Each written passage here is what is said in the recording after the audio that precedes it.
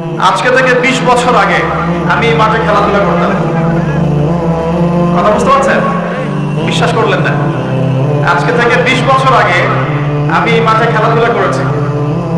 এমনকি একদিন আমার বাবা আমাকে বলেছিলেন, এবং আমি খেলাধুলা খুব পছন্দ করতাম, এবং আপনারা জানেন যে আমি খেলাধুলার সাথে ছিলাম, অনেক দূর পর্যন্ত খেলেছি আলহামদুলিল্লাহ।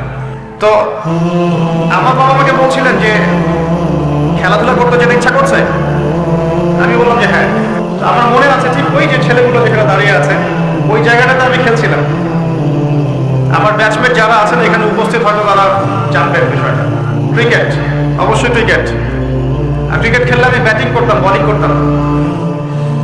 ব্যাটিং করেই পালাতাম, ফিল্ডিং করতাম না, এত খাটনির মধ্যে নাই। তো খেলতে খেলতে শুনলাম যে বাসায় আমার বাবা মারা গেছেন। ইন্না লিল্লাহি ওয়া ইন্না ইলাইহি রাজিউন। আমার বাবা আর মা এখানেই থাকতেন, ঠিক এই বাজারের সামনের বাসায়। এখানে আমার শৈশবটা কেটেছে। এরপরে আমি সর্ধ সরকারি প্রাইমারি স্কুল উচ্চ বিদ্যালয়ে পড়েছি 1 বছর। অনেকেই জানেন আমার শৈশবটার অনেক স্মৃতি এখানে জড়িত আছে। আর আজকে তাকবীরের কি লিখন যে সেই মাঠে বসে আমি আপনাদের সামনে দ্বীনের ওয়াজ করছি।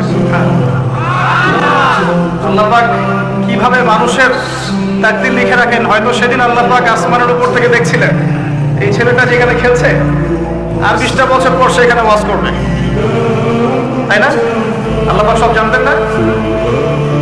আমার পাশে ওস্তাদকে দেখছেন, এই যে ছোট ছেলেটা তেলাওয়াত করে গেল কোরআন, তার চেয়েও ছোট বয়স আমার তখন 7 থেকে 8 বছর হবে।